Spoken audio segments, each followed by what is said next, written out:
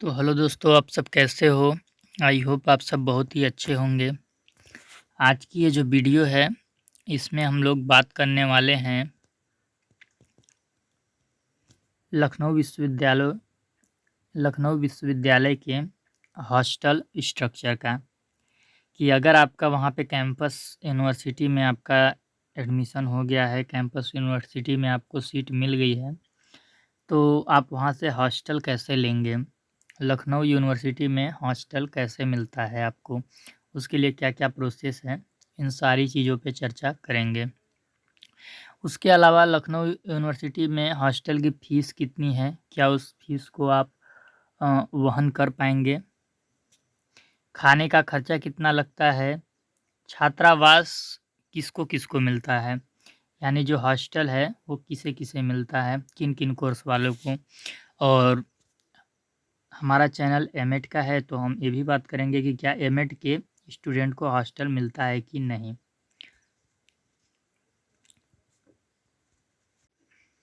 तो देखिए, हम वीडियो को शुरुआत करते हुए बताते हैं कि देखिए हॉस्टल की प्रक्रिया क्या होती है। हॉस्टल की प्रक्रिया के लिए सबसे पहले तो आपको यहाँ पे एंट्रेंस एग्ज़ाम देना होता है किसी भी कोर्स के लिए।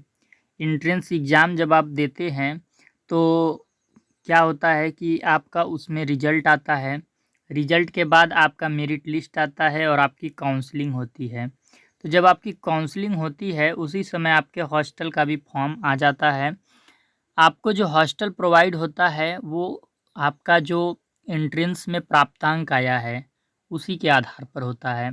अगर आप हाईएस्ट स्कोरर हैं, आपका अच्छा खासा नंबर आया है एंट्रेंस एग्ज़ाम में, अच्छा रैंक आया है, तो आपको संशय की आवश्यकता नहीं है, हॉस्टल ज़रूर मिलेगी। लेकिन यदि आपका नंबर कम हो गया है और बहुत कम है, तो आपको हॉस्टल मिलने में दिक्कतें आ सकती हैं। हॉस्टल के लिए आपको क्या करना होगा मैं बताऊँगा। ये तो मैं अभी आपको एक ब्रीफली जानकारी दे रहा हूँ कि अगर आप एंट्रेंस एग्ज़ाम दिए हैं, आपका काउंसलिंग हो चुका है, यूनिवर्सिटी सीट आपको मिल गई है और आपका रैंक अच्छा था, नंबर अच्छा था, तो हॉस्टल आपको ज़रूर मिलेगा। आइए अब हम दूसरे पक्ष से देखते हैं इस चीज़ को कि वहाँ के हॉस्टल का स्ट्रक्चर क्या है। सबसे पहले तो आप जान जाइए कि वहाँ कुल कितने हॉल हैं, तो 18 हॉल हैं, जिसमें से बॉयज़ के 10 हॉल हैं और गर्ल्स के 10 हॉल हैं। टोटल सीट की यदि बात करें, तो 2500 टोटल वहाँ की सीट है। किसको-किसको अलॉट होता है हॉस्टल, तो अकॉर्डिंग टू मेरिट और रैंक इन योर एप्लीकेशन। मैंने बताया ना, एंट्रेंस एग्ज़ाम में जैसा आपका मेरिट बना होगा, जैसा आपने रैंक हासिल किया होगा, उसी के आधार पे जो हॉस्टल की लिस्ट जारी होती है, वो भी आपका हॉस्टल की जो लिस्ट जारी होती है, वो आपके मेरिट और रैंक के आधार पर जारी होती है। हॉस्टल लेने के लिए क्या करना होता है कि जब आपका काउंसलिंग होने लगेगा, उसी समय आपके हॉस्टल का भी फॉर्म आएगा। तो आपको HMS hostel management service portal पे आपको जाके फॉर्म अप्लाई करना होगा। फॉर्म अप्लाई करते समय आप प्रेफ़रेंस देंगे किसी 2 हॉस्टल का कि आपको वो 2 हॉस्टल कौन-कौन चाहिए। तो उसमें कई हॉस्टल के नाम मिलेंगे, तो वहाँ पे आपको बताया जाएगा जब आप पोर्टल पे फॉर्म भरने लगेंगे, तो कि बॉयज़ के कौन से हॉस्टल हैं और गर्ल्स के कौन से हॉस्टल हैं। बॉयज़ का आपका हबीबुल्लाह करके एक हॉस्टल है, वो है, और एक आपका और है महमूद करके है। तो ये आपका ओल्ड कैंपस में है। तो आपको अपना प्रेफ़रेंस डालना होगा कि आप प्राथमिकता में आप पहले हॉस्टल को कौन-सा चाहते हैं और दूसरे हॉस्टल का नाम डालना होगा। फिर आपका हॉस्टल की लिस्ट जारी होती है, वो लिस्ट आपके मेरिट के आधार पे जारी होती है कि आपने एंट्रेंस एग्ज़ाम में कितना नंबर गेन किया है। यदि आपने अच्छा नंबर लाया है, तो आपको पहली लिस्ट में ही आपका नाम आ जाएगा, और यदि आपका रैंक बहुत ज़्यादा है, तो आपको दूसरी लिस्ट में आपका नाम आएगा। यहाँ पे जब आप फॉर्म अप्लाई करने जाएँगे, तो आपसे डिटेल वगैरह माँगेगा, आपका अलॉटमेंट लेटर वहाँ पे आपको लगाना पड़ेगा, फ़ीस रिसिप्ट लगानी पड़ेगी, ऑनलाइन फ़ीस भी कुछ सबमिट करना होगा, थोड़ा बहुत जो फॉर्म फ़ीस होती होगी। अब हम बात कर लेते हैं कि हॉस्टल में रहने के क्राइटेरिया क्या हैं, यानी किसे-किसे हॉस्टल मिलता है। तो ये हम बात कर लेते हैं कि जैसे आपने 1 साल हॉस्टल में रह लिया, तो दूसरा साल आपको हॉस्टल तभी मिलेगा जब आपके पहले साल में 50% आया होगा। आपके फर्स्ट ईयर में 50% यदि नहीं आया है तो आपको हॉस्टल से निकाल दिया जाएगा, आपको हॉस्टल नहीं मिलेगा। आपको हॉस्टल 1 साल के लिए ही मिलता है शुरू में, दूसरे साल के लिए आपको कुछ क्राइटेरिया क्रॉस करने होते हैं।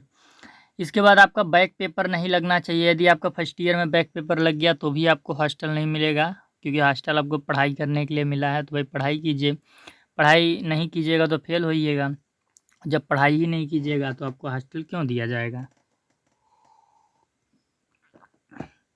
अब हम बात कर लेते हैं कि जो डिप्लोमा कोर्स वहाँ से करते हैं उनको हॉस्टल नहीं मिलता है, नो अलॉटमेंट। अगर आप कोई छोटा मोटा शॉर्ट कोर्स वहाँ से कर रहे हैं तो आपको हॉस्टल नहीं मिलेगा। अगर आप पीजी कर रहे हैं तो आपको हॉस्टल मिलने की ज़्यादा संभावना है। जैसे कि एक अभ्यर्थी ने पूछा था कि सर एमएड वालों को लखनऊ यूनिवर्सिटी का हॉस्टल प्रोवाइड होता है कि नहीं, तो एमएड वालों को हॉस्टल प्रोवाइड होता है। और अगर आपका अच्छा रैंक है तो पीजी वाले को सिंगल सीटर रूम भी प्रोवाइड होता है। सिंगल सीटर रूम का क्या मतलब होता है कि आप एक रूम में एक ही व्यक्ति रहेगा। हम आगे देखते हैं क्या चीज़ है। आपको किस स्थिति में छात्रावास से निकाल दिया जाएगा।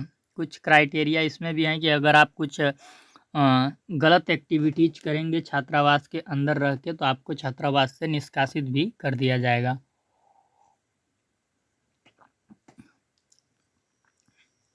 और छात्रावास से जब आपको निकाला जाएगा बहुत बुरा लगता है।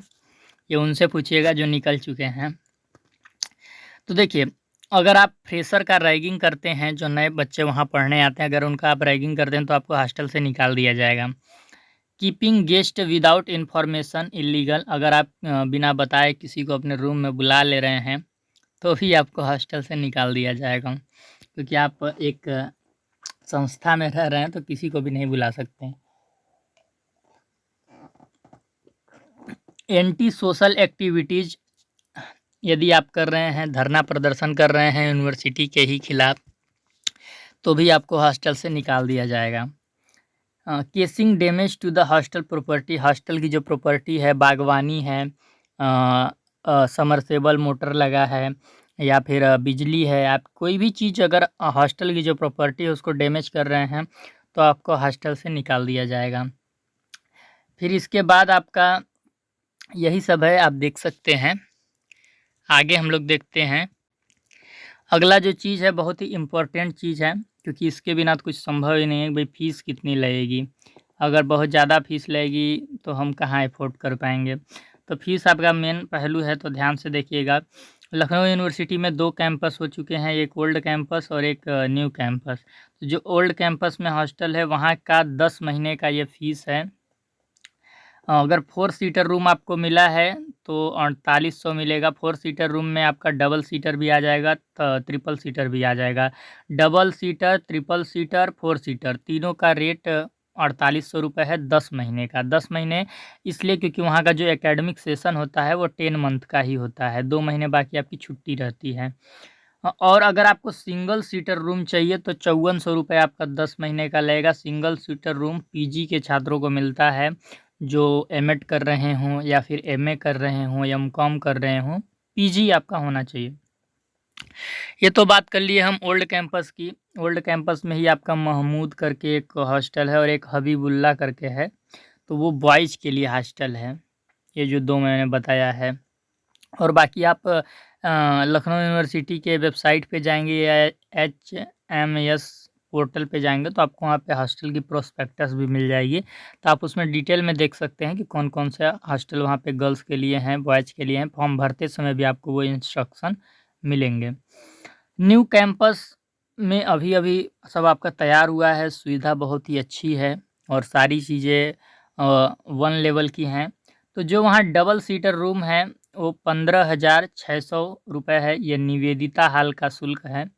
15,600 रुपये आपका 10 महीने का है। लावण्या हॉल इसमें ट्रिपल सीटर रूम के लिए 24,000 रुपये है। कौटिल्या हाल में ट्रिपल सीटर रूम के लिए 15,600 और सिंगल सीटर रूम के लिए 18,000। तो न्यू कैंपस में शुल्क इसलिए अधिक है रहने का, क्योंकि यहाँ पे जो सुविधाएं हैं वो A1 लेवल की हैं। यहाँ पे आपको वॉशिंग मशीन से लेके गीजर और कूलर हर चीज़ मिलती है। कूलर का यदि आप कूलर लेंगे तो खैर कूलर का आपको अलग से शुल्क देना होता है। 5,000 रुपये कूलर का लगता है 6 महीने का, अगर आप कूलर ले रहे हैं तो। और कुछ एक्स्ट्रा शुल्क हैं तो वो ज़्यादा नहीं, 1200-1300 के करीब में आपको लगते हैं। इस फीस के अलावा एक्स्ट्रा शुल्क ब्रेकअप चार्ज इसको बोलते हैं, तो वो आपको देना पड़ेगा। और बाकी कूलर तो आप लेंगे तो ठीक है, अगर आप नहीं लेते हैं तो आपको कूलर शुल्क नहीं लगेगा।